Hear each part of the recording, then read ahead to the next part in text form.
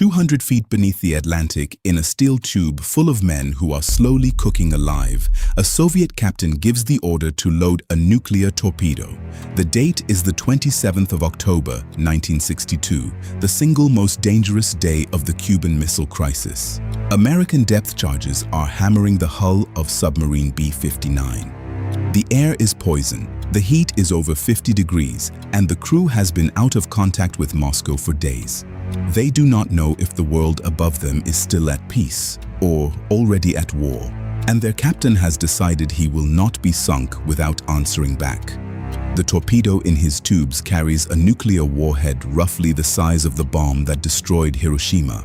If he fires it, he will vaporize an American aircraft carrier and everything around it, and almost certainly trigger the global nuclear war that both superpowers are, at that very moment, desperately trying to avoid.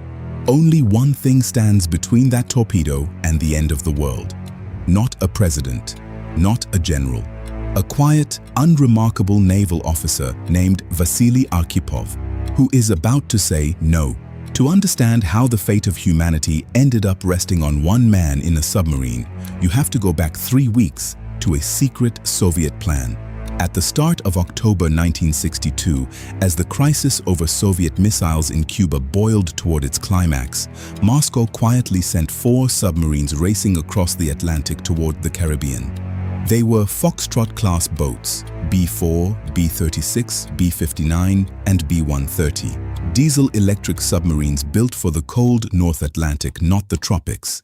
And each of them carried a secret the Americans did not know about. A single torpedo tipped with a nuclear warhead, and captains authorized in the right circumstances to use it.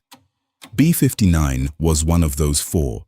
Her captain was Valentin Savitsky. Also aboard was the political officer, Ivan Maslenikov, and by chance, a senior officer riding along who did not command this one submarine, but the entire flotilla of 4, the brigade's chief of staff, Vasili Arkhipov. That detail, that Arkhipov happened to be on this particular boat, is the reason you are alive to hear this story.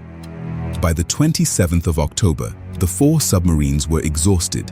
Designed for Arctic water, they were trapped in the warm Sargasso Sea, unable to run their engines near the surface without being spotted. Inside B-59, the temperature had climbed past 50 degrees Celsius. The air conditioning had failed. Carbon dioxide was building toward lethal levels. Men were fainting at their posts, collapsing from the heat, rationed to a few sips of stale water a day. The batteries were nearly dead, and the radio, submerged, could not reach Moscow. Then the Americans found them. A U.S. Navy task group, built around the carrier Randolph detected B-59 and moved in. To force the submarine to the surface, the destroyers began dropping practice depth charges. Small signaling explosives meant to say, "Come up," not "die." But no one had told the Soviet crew that. To the men sealed inside that hull, it sounded exactly like being bombed. The explosions rang against the steel like sledgehammers. And remember, they did not know whether the war had already begun. For all they knew, the leaders had already reached for the missiles, and these were the opening shots of the Third World War. That is the moment Captain Savitsky broke. Exhausted, half suffocated, convinced the war was on, he ordered the nuclear torpedo prepared for firing. According to the one crewman who later described the scene, the radio officer Vadim Orlov, Savitsky shouted words to this effect. "Maybe the war has already started up there. We will die, but we will sink them all. We will not disgrace our navy." The nuclear torpedo was readied. And here is where the story turns on a single, almost invisible rule. To launch that weapon, the captain's word was not enough. On a normal boat, the captain and the political officer had to agree. But because the flotilla's chief of staff, Arkhipov, was aboard B-59, his agreement was needed too. 3 men had to say yes. 2 of them, it seems, were ready. Arkhipov was not. Calm where his captain was frantic, Arkhipov argued him down. These were signal charges, he insisted. The Americans were trying to make them surface, not sink them. Firing would be suicide and worse than suicide. It could start the very war they feared. He refused to give his consent, and slowly, in that furnace of a control room, he talked Savitsky back from the edge. No, they want us to surface, not to sink us. We rise, we wait for orders. We do not start the war down here. B-59 blew her tanks and surfaced into the middle of the American fleet. She was not fired upon. After a tense standoff under the destroyer's lights, she was allowed to turn for home. The torpedo was never launched. Arkhipov had done something like this before. Just the year before, in 1961, he had been aboard the submarine K-19 when its nuclear reactor began to fail and had watched young sailors absorb fatal doses of radiation, keeping it from exploding. He knew, better than almost anyone alive, exactly what these weapons did to human bodies.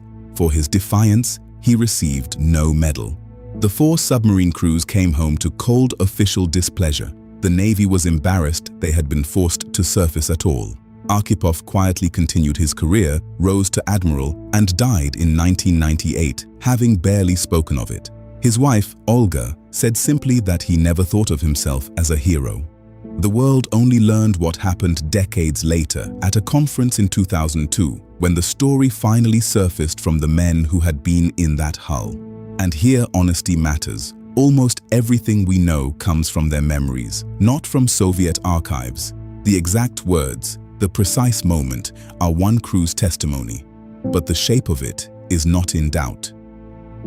On the most dangerous day of the most dangerous crisis in history, 3 men could have ended the world, and one of them said no. He was not a president or a general. He was a tired officer in a broken submarine who kept his head when the men around him lost theirs, and then went home and told almost no one. The most important word ever spoken by a single human being may simply have been wait. This was the story of Vasili Arkhipov, told the Sankofa way. Go back and get it. If it moved you, tell us in the comments whose story we should tell next.